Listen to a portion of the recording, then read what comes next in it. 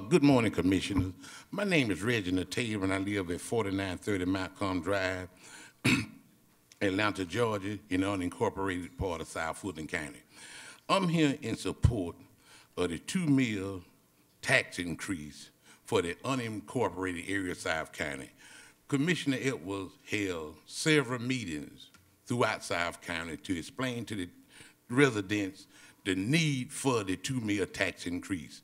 Now, over the past 3 years, my property taxes had decreased from roughly $2,500 down to $747. That's a little over $1,700 decrease in property taxes. We must continue to provide the quality of service for the people in South County that they are accustomed to. Therefore, I do believe, and I agree with Commissioner Edwards' proposal, that 2 mil property taxes are needed to continue to provide the services for the people that unincorporated South Woodland County. And I'm here today encouraging you all to support the 2 mil tax increase, and thank you. Thank you, Mr. Tatum. Mr.